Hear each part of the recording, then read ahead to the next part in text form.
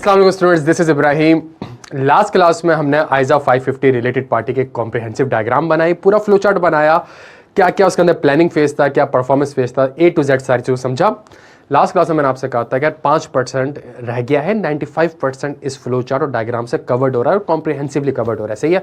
वो रिमेनिंग 5% क्या है, उसमें चूंकि मैं इतने सालों से पढ़ा रहा हूँ प्यारे बच्चों, तो बच्चा नॉर्मली इस कॉन्सेप्ट्स में थोड़ा सा कंफ्यूज हो जाता है, कॉन्सेप्ट्स को मिक्स कर देता है। तो इसलिए मैंने सोचा कि इसको हम सेपरेटली लेके चलते हैं और इसके ऊपर एक सेपरेट वीडियो भी रखते हैं और बेतहाशा आपसे कुछ जो मेरा 14 साल का एक्सपीरियंस है उसके कुछ एग्जाम्पल्स भी आपसे डिस्कस कर दूंगा। देखें, हमने लास्ट क्लास में पढ़ा रिलेटेड पार्टी पे रिस्क को कैसे आइडेंटिफाई करें, रिलेटेड पार्टी पे क्या क्या रिस्क हो सकते हैं, उस रिस्क के अगेंस्ट हम क्या क्या ऑडिट प्रोसीजर्स परफॉर्म कर सकते हैं, और अगर खुदा ना खास्ता ऑडिटर को कोई रिलेटेड पार्टी आइडेंटिफाई हो गए तो फिर ऑडिटर ने करना क्या है। ये हमने लास्ट क्लास में पढ़ा। अच्छा, आज की क्लास के हमारे 3 एजेंडाज हैं प्यारे बच्चों। पहला एजेंडा, रिलेटेड पार्टी पे हाई रिस्क क्यों है, why there is a high risk, what are the audit risk. ये नहीं कह रहा मैं आपसे, why there is a high risk on related party. सही है, पहला हमारा एजेंडा आज की क्लास का ये। दूसरा एजेंडा ये है कि यहाँ पे एक और कॉन्सेप्ट, जब हम इस पहले कॉन्सेप्ट को पढ़ रहे होंगे तो वहां से एक कॉन्सेप्ट ड्राइव्ड होगा जिसका नाम है आर्म्स लेंथ ट्रांजैक्शन। एक सेपरेट कॉन्सेप्ट है। दूसरा लर्निंग आउटकम हमारा आज का होगा कि what is arms length transaction, ये होती क्या है। ठीक है।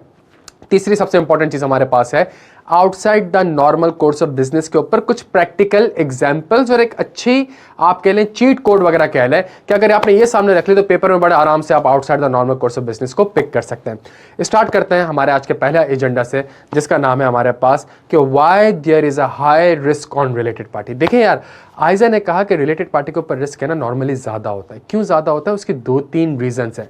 पहली रीजन ये कि आरपी का जो ओवरऑल स्ट्रक्चर होता है ना, ग्रुप स्ट्रक्चर होता है। अगर आपने कभी कंसोलिडेशन वगैरह पढ़ी हो, होल्डिंग कंपनी होती है, उसकी एक सब्सिडरी होती है, सब्सिडरी की एक सब्सिडरी होती है, उसकी एक जॉइंट वेंचर होती है, फिर एक एसोसिएट होती है। एक कॉम्प्लेक्स स्ट्रक्चर होता है। चूंकि कॉम्प्लेक्स स्ट्रक्चर होता है तो यहाँ पे आरपी के साथ जितनी भी ट्रांजैक्शन होती है उन सब के सबको आइडेंटिफाई करना या उनको डिस्क्लोज करना मैनेजमेंट के लिए भी थोड़ा सा मुश्किल हो जाता है। सही है। तो पहला रीजन ये।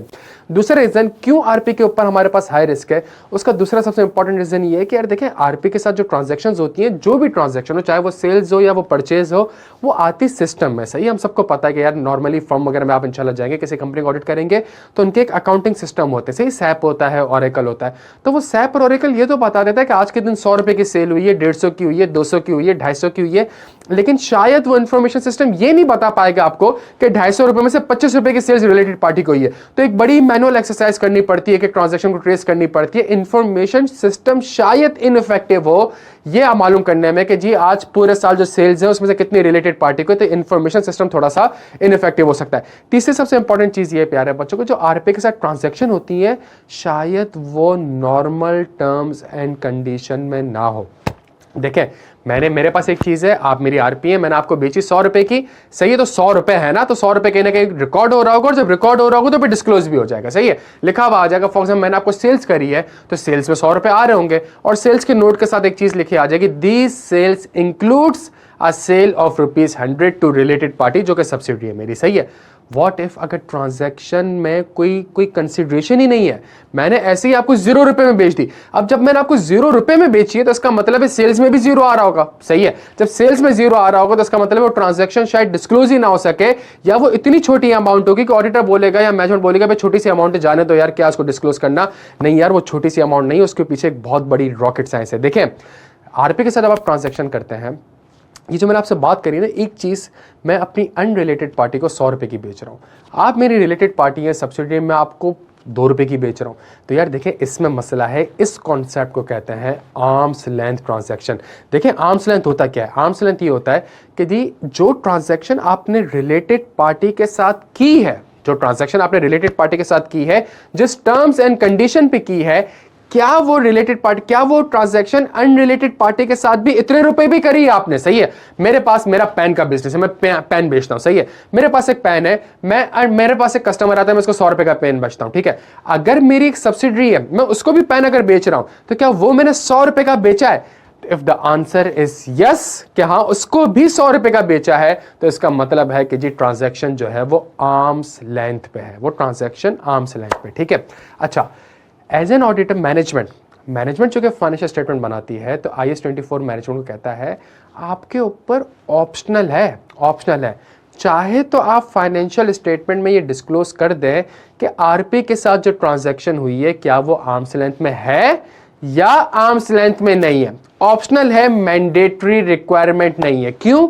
बिकॉज ये चीज को वेरीफाई करना कि आर्म्स लेंथ है या नहीं है, इसमें टाइम भी लग जाएगी, कॉस्ट भी लग जाएगी। तो स्टैंडर्ड बॉडी ने कहा कि जी आप इसको IAS 24 ने आपसे कहा कि यार आप इसको अपने ऊपर आपके ऊपर ऑप्शनल है। सही, अच्छा ऑप्शनल है तो इसका मतलब है या तो मैनेजमेंट डिस्क्लोज करेगी अपने फाइनेंशियल स्टेटमेंट में कि the transaction with the related party are conducted at an arms length. Arms length का मतलब कि जो ट्रांजैक्शन मैंने करी रिलेटेड पार्टी के साथ, अल्लाह की कसम उतने ही रुपए की ट्रांजैक्शन मैंने अनरिलेटेड पार्टी के साथ भी की है। सही है, मतलब अगर मैं उसको भी बेचने जाता तो इतने का ही बेचता, जितने में मैंने घर में बेचा है घर के बाहर वालों को भी इतने का ही बेचा। सही है, अगर मैनेजमेंट ऐसा लिखती है फाइनेंशियल स्टेटमेंट में तो ऑडिटर की जिम्मेदारी है कि उसने सफिशिएंट एप्रोप्रिएट ऑडिट एविडेंस लेना है इस चीज के ऊपर कि ट्रांजैक्शन क्या वाकई में आर्म्स लेंथ में है या नहीं। बिकॉज एक चीज जब एफएस में लिखी हुई आ गई तो आपकी तो जिम्मेदारी है कि आपने सफिशिएंट एप्रोप्रिएट ऑडिट एविडेंस लेना है कि क्या एफएस IFRS के हिसाब से बने भी हैं या नहीं बने। लेकिन अगर मैनेजमेंट ऐसा नहीं लिखती क्योंकि ऑप्शनल है, सही है, तो फिर यहां पे ऑडिटर के ऊपर डायरेक्टली कोई रिक्वायरमेंट नहीं है कि ये सफिशिएंट एप्रोप्रिएट ऑडिट एविडेंस ले कि ट्रांजैक्शन क्या वाकई में आर्म्स लेंथ के ऊपर है भी या नहीं। अच्छा, अगर मैनेजमेंट ऐसा लिख देती है तो जिम्मेदारी है, जिम्मेदारी है तो इसका मतलब है जिम्मेदारी को पूरा करने के लिए कुछ हरकत करनी पड़ेगी बच्चों। और वो हरकत क्या है? वो हरकत कहलाती है हमारे पास ऑडिट प्रोसीजर्स। मैं ये कैसे वेरीफाई कर लूं कि अगर मैनेजमेंट एक लाइन लिख रही है कि जो पेन मैंने रिलेटेड पार्टी को बेचा है ये आर्म्स लेंथ पे है, इसका मतलब कि ये पेन जो मैंने अनरिलेटेड पार्टी को बेचा है ये भी उसी टर्म्स एंड कंडीशन और उसी प्राइस से बेचा है जितनी मैंने अपनी रिलेटेड पार्टी को बेचा है। एज एन ऑडिटर मैं कैसे वेरीफाई कर सकता हूँ? बड़ा सिंपल है यार, आप जाके उस ट्रांजैक्शन को कंपेयर कर लें अनरिलेटेड पार्टी के साथ। फॉर एग्जांपल, पेन सब्सिडी को बेचा गया है 25 जनवरी को, ठीक है, आप चेक, और कितने रुपए का बेचा गया? लेट से पिकासो का पेन है 5 रुपए का बेचा है, ठीक है। अच्छा, आप ये चेक कर लें 25 जून को, जो भी डेट है अभी हमने डिस्कस करी, 25 जून को क्या वाकई में किसी कस्टमर्स को भी पेन सेल हुए हैं? हाँ जी हुए। कितने में हुए? कितने में हुए? सर 5 रुपए के हुए। मैनेजमेंट बिल्कुल सही कह रही है कि ट्रांजैक्शन आर्म्स लेंथ पे। लास्ट क्लास में मैंने आपके सामने कुछ एग्जांपल डिस्कस करी थी। जेएस ग्रुप का मैंने ऑडिट किया है, बहुत ही बड़ा और कॉम्प्लेक्स ग्रुप है। JCL का सारा पैसा जेएस बैंक में पड़ा हुआ था। जेएस बैंक में एक अकाउंट खुलवाया था, वहां पे रखा हुआ था, सही है। अच्छा, जेएस बैंक के सेविंग अकाउंट में पैसा रखवाया हुआ था, तो जेएस बैंक उनको एक रिटर्न देती थी। रिटर्न कितना देती थी? लेट से 10%, 11%, कैबोर प्लस 1%, इस तरीके से देती थी, ठीक है। अच्छा, जेएस बैंक कहती थी कि भाई ट्रांजैक्शन जो मैंने करी है ना अपनी होल्डिंग कंपनी के साथ वो आर्म्स लेंथ पे है। तो हमने जाके चेक करा, हमने कहा भाई अच्छा ऐसा है तो क्या किसी और के पैसे भी रखे हुए आपके पास? उसने कहा हाँ, ऐसी कंपनी एक और भी है, उसके पैसे भी हमारे पास रखे हुए, जाके एग्रीमेंट कंपेयर कर लें, दोनों के हमने कैबोर प्लस 1% पे ही किया हुआ है। अच्छा, जेएस बैंक, JCL को जरूरत पड़ गई पैसों की, जेएस बैंक ने JCL को लोन दे दिया, ठीक है। जहां अपनी होल्डिंग कंपनी को लोन दिया तो जेएस बैंक ने कहा ट्रांजैक्शन जो हुई है वो आर्म्स लेंथ पे हुई है। हमने कहा यार कैसे आर्म्स लेंथ पे हुई? उसने कहा कि भाई फॉर एग्जांपल मैंने 12% पे उनको लोन दिया हुआ है, 3 महीने का ग्रेस पीरियड दिया हुआ है, 3 साल का लोन दिया हुआ है, सही है। हमने कहा यार कि आप कैसे कह सकते हो? उसने कहा भाई मेरे पास ऐसी एक कंपनी जिसकी क्रेडिट रेटिंग ये थी, जिसकी बैलेंस शीट फुटिंग ये थी, उसको भी लोन चाहिए था, मैंने इसी टर्म्स एंड कंडीशन पे लोन दिया था। पहला प्रोसीजर, आप रिलेटेड पार्टी के ट्रांजैक्शन को अनरिलेटेड पार्टी के ट्रांजैक्शन के साथ कंपेयर कर लें, ये पहला प्रोसीजर है। दूसरा इंपॉर्टेंट प्रोसीजर ये भी हो सकता है कि जो ट्रांजैक्शन हुई है उसकी कोई एक्टिव मार्केट होगी। फॉर एग्जांपल जेएस बैंक का काम है शेयर्स में डील करना। भाई बैंक है ना, आपसे पैसा लेता है, पैसा कहीं ना कहीं इन्वेस्ट करता है, ठीक है। उसने शेयर्स में इन्वेस्ट करनी थी। अच्छा, उसको शेयर्स चाहिए थे, JCL के पास उसकी होल्डिंग कंपनी थी, उसके पास शेयर्स पड़े हुए थे। JCL ने अपनी सब्सिडरी को शेयर्स बेच दिए, किसी और कंपनी के शेयर्स से जेएस बैंक को बेच दिए, सही है। अब जेएस बैंक को बेच दिया, उसका मतलब है यार वो ट्रांजेक्शन मेरे पास थे ही 100 शेयर एक कंपनी के, मैंने अपनी सब्सिडरी को बेच दिया, तो आप उसको अनरिलेटेड पार्टी के साथ तो कंपेयर कर नहीं सकते। सर टेंशन वाली बात ही नहीं है सर, जिस दिन ये ट्रांजैक्शन हुई है कोई ना कोई एक्टिव मार्केट होगी, स्टॉक एक्सचेंज होगा, स्टॉक एक्सचेंज में देख लेंगे उस दिन रेट कितना आ रहा था, क्या उसी रेट पे उसको सेल किया है कि नहीं किया, ये काम कर लेते हैं। सर ऐसा भी हो सकता है कि कोई लैंड और बिल्डिंग बेच दी हो है कोई सर लैंड एंड बिल्डिंग तो सर अब एक ही लैंड है सर, तो एक लैंड को मैं क्या कहते हैं 10-10 को तो नहीं बेची होगी, मैंने एक लैंड अपनी रिलेटेड पार्टी को ही बेच दी भाई, तो इसका मतलब है अनरिलेटेड पार्टी से वेरीफाई नहीं हो सकता। लैंड की कोई एक्टिव मार्केट नहीं है, ऐसा नहीं कि आपने टीवी खोला कोई रेट आ रहा हो, नहीं ये भी नहीं है, तो इसका मतलब है कोई कोई एक्सपर्ट इंगेज कर सकते हैं, आप किसी एक्सपर्ट ने उसकी वैल्यूएशन करी होगी कि भाई ये लैंड इस वैल्यू की है। तो आइजा आपसे कहता है कि आपके पास ये 4-5 प्रोसीजर हैं कि लेट से आप मैनेजमेंट का प्रोसेस, अगर मैनेजमेंट ऐसा कह रही है कि ट्रांजैक्शन आर्म्स लेंथ पे, तो मैनेजमेंट का प्रोसेस समझे कि भाई किस बेसिस पे आप ये कह रहे हैं, और मैनेजमेंट की अगर कोई एजम्पशंस हैं तो उन एजम्पशंस को वेरीफाई कर लें। ये कुछ प्रोसीजर हैं जब ऑडिटर ने करने होंगे, तब जब मैनेजमेंट फाइनेंशियल स्टेटमेंट में ये डिस्क्लोज करेगी कि ट्रांजैक्शन आर्म्स लेंथ पे। ठीक है, अच्छा आ जाए नई स्लाइड पे आ जाए बच्चों। देखें, हमारे पास एक कॉन्सेप्ट था लास्ट क्लास में, outside the normal course of business. उसका रिस्क भी पढ़ा था, उसका प्रोसीजर भी पढ़ा था। आज के क्लास में मैं outside the normal course of business का आपको एक फ्लो चार्ट बताऊंगा, और उस फ्लो चार्ट के बेसिस पे एक बड़ी ही प्रैक्टिकल एग्जांपल डिस्कस करूंगा। देखें, कभी जब भी आरपी के साथ कोई ट्रांजैक्शन होगी, जब भी आरपी के साथ ट्रांजैक्शन होगी, आपने ये चेक करना है कि क्या ये ट्रांजैक्शन कंपनी का बिजनेस है भी या नहीं। अगर आंसर आ जाए यस बिजनेस है, आप कहेंगे transaction normal course of business है। नहीं, अभी नहीं कहिएगा ऐसा, सही है।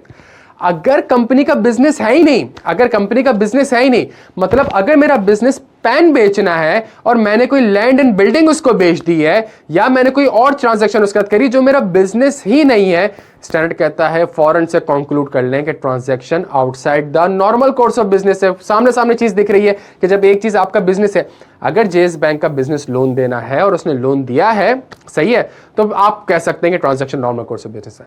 लेकिन अगर उसने लोन के अलावा कोई और ट्रांजैक्शन करी, लेट्स से उसका हेड ऑफिस था, बिल्डिंग थी, वो बिल्डिंग बेच दी, तो जेएस बैंक का काम बिल्डिंग बेचना तो नहीं था, ये फौरन से कंक्लूड कर लें आप transaction outside the normal course of business है। अच्छा, रिलेटेड पार्टी के साथ जो ट्रांजैक्शन हुई है, क्या वो आपका बिजनेस है? यस सर, बिजनेस है।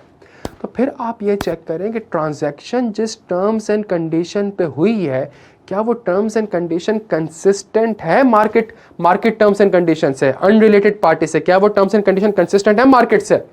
If the answer is yes, the transaction is normal course of business. If the answer is no, the transaction will be considered as outside the normal course of business. मेरी बात समझने की कोशिश करेगा। Bank का काम loan देना है, बैंक ने जेसीएल को लोन दिया, मार्केट में रेट 12% का चल रहा था, 2% पे लोन दिया है, मेरा बिजनेस है लेकिन टर्म्स एंड कंडीशन कंसिस्टेंट नहीं है मार्केट के साथ। एज एन ऑडिटर आप ये कंक्लूड कर लेंगे कि transaction outside the normal course of business है। मेरे प्यारे बच्चों, सही है। मैंने एसएसजीसी का ऑडिट किया हुआ है, एसएसजीसी के बोर्ड पर जो डायरेक्टर्स बैठे हुए हैं वो और दूसरी कंपनीज में भी डायरेक्टर्स बैठे हुए हैं। अच्छा, उन कंपनीज को गैस जाती है, सही है, तो इसका मतलब है एसएसजीसी अपनी रिलेटेड पार्टी को गैस प्रोवाइड कर रहा है। क्या एसएसजीसी का बिजनेस है गैस प्रोवाइड करना? The answer is yes. जिस रेट पे वो मुझे और आपको करता है, क्या उसी रेट पे उसको किया है? द आंसर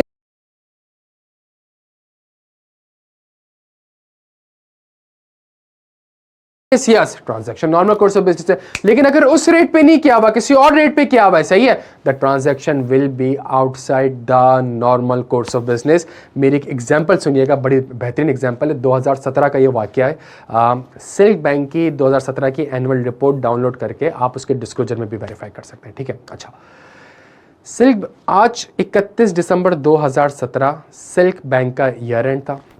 आज 29 दिसंबर 2017 है, ठीक है, और सिल्क बैंक के पास एक इन्वेस्टमेंट आ रही थी जिसकी वैल्यू, उसकी कॉस्ट थी 1059 मिलियन, सही है, 1 अरब रुपए का अराउंड उसकी कोई कॉस्ट थी। अच्छा, आज के दिन उसकी जो मार्केट वैल्यू आ रही थी प्यारे बच्चों, वो 798 मिलियन की आ रही थी। उसकी जो मार्केट वैल्यू आ रही थी वो 79। स्टॉक, एक कंपनी के शेयर्स खरीदे हुए थे, तो जब शेयर्स खरीदे हुए थे तो स्टॉक एक्सचेंज पे आज उसकी जो वैल्यू बन रही थी वो 798 मिलियन की बन रही थी। तो कुल मिला के जो लॉस होता है वो 261 मिलियन का लॉस होता है। समझने की कोशिश करिएगा, 1 अरब रुपए की चीज ली हुई है, 800 मिलियन तक की उसकी कोई वैल्यू है, तो 200-250 मिलियन का एक लॉस बनता है आज की तारीख में। ठीक है, उसकी आज जो फेयर वैल्यू है वो अराउंड 798 मिलियन है। मुझे पता है इस कंपनी के शेयर्स अगर मैं आपको बेचूं, आप कितने के लेंगे? सर आप 798 मिलियन के लेंगे। क्यों लेंगे भाई मैं स्टॉक एक्सचेंज से भी जाके लूं, मुझे इतने का ही पड़ेगा यार, स्टॉक एक्सचेंज में ट्रेड इतने रुपए पे हो रहा है। ठीक है, सिंपल सी बात, एक चीज मैंने 10 की खरीदी है, लेकिन आज ट्रेड अगर 7 रुपए पे हो रहा है तो आपको मैं 7 रुपए का ही बेचूंगा ना, 10 का तो नहीं बेचूंगा। एग्जैक्टली ये था। सिल्क बैंक ने ये शेयर्स बेचे एग्जैक्टली 1059 मिलियन के, जितने के खरीदे थे उतने के बेच दिए। अलबत्ता आज की तारीख में वो 798 मिलियन के मिल रहे थे, नहीं लेकर उसको बेच दिया। अच्छा, हमने कहा यार एक चीज, अच्छा सिल्क बैंक का काम है शेयर्स में सेल करना, शेयर्स परचेज करना, कंपनी का बिजनेस है, लेकिन जो टर्म्स एंड कंडीशन है वो कंसिस्टेंट नहीं है मार्केट से प्यारे बच्चों। हमने कहा जानी ये तो transaction outside the normal course of business है। क्यों? ये जो शेयर्स बेचे गए थे ये अपनी रिलेटेड पार्टी को बेचे गए थे। अगर आपने कभी स्टॉक में ट्रेड किया हो, T+2 होता है, आज ट्रेडिंग करो सेटलमेंट 2 दिन बाद होगी, सही है, आज ट्रेडिंग करो सेटलमेंट 2 दिन बाद होगी। इसकी जो सेटलमेंट थी वो T+22 थी, सही है, मतलब T+22। हमने कहा कि यार हम वेट करते हैं 20-22 दिन बाद का। 20-22 दिन बाद जाके हमने देखा जिस दिन सेटलमेंट होनी थी उससे एक दिन पहले सिल्क बैंक ने अपने रिलेटेड पार्टी को एक लोन प्रोवाइड कर दिया, सही है, कितने का, इसी अमाउंट का 1059 का। तो सिल्क बैंक ने उसको 1059 का लोन अमाउंट करा, वही 1059 उसने सिल्क बैंक को वापस कर दिया है कि जो मैंने आपसे शेयर्स खरीदे उसके मद में ये आप पैसे पकड़ लें। इस तरीके से एक इंपेयरमेंट जो कि रिकॉर्ड होनी चाहिए थी वो रिकॉर्ड नहीं हुई। समझने की कोशिश करेगा प्यारे बच्चों, सिल्क बैंक क्लेम कर ही नहीं सकती ट्रांजैक्शन आर्म्स लेंथ पे। पहली चीज यही वो रीजन है कि आइजा आपसे कहता है कि रिलेटेड पार्टी पे आपका high risk of material miss statement होना चाहिए, और ये वो ट्रांजैक्शन है जो कि सिल्क बैंक का बिजनेस तो है लेकिन चूंकि मार्केट टर्म्स एंड कंडीशंस से कंसिस्टेंट नहीं है। Transaction shall be treated as outside the normal course of business. तभी आपने बैठ के एग्रीमेंट देखना होता है कि यार इस ट्रांजैक्शन का बिजनेस रैशनल क्या था, क्यों 800 मिलियन की चीज 1 अरब रुपए की बिक रही है, इसका बिजनेस रैशनल क्या था, क्या इस ट्रांजैक्शन को बोर्ड ऑफ डायरेक्टर ने ऑथराइज और अप्रूव किया भी था या नहीं किया था, जो टर्म्स एंड कंडीशंस आ रही हैं क्या वो कंसिस्टेंट है मैनेजमेंट। क्योंकि आपने मैनेजमेंट से पूछा भाई ये क्या करा यार, 800 की चीज 1100 की बेचो, सामने वाले ने खरीदा कैसे, तो मैनेजमेंट ने आपको कोई रीजन दी होंगी, वो रीजन एग्रीमेंट में लिखी हुई आ भी रही है कि नहीं आ रही, क्या वो आपस में कंसिस्टेंट है कि नहीं है। और ये जो पूरी ट्रांजैक्शन मैंने आपको बताई है क्या इसके terms and condition financial statement में एडिक्वेटली डिस्क्लोज्ड है भी या नहीं। ये हमारे पास था प्यारे बच्चों IAS 24, ये हमारे पास था आइजा 550 रिलेटेड पार्टी के कुछ 3 कॉन्सेप्ट जो कि आपस में इंटरलिंक्ड होते हैं, लेकिन इसको मैंने सेपरेट एग्जांपल से आपको समझा दिया। नेक्स्ट क्लास में इंशाल्लाह ड्राफ्टिंग करते हैं। अपना बेहद ख्याल रखिएगा। Thank you so much.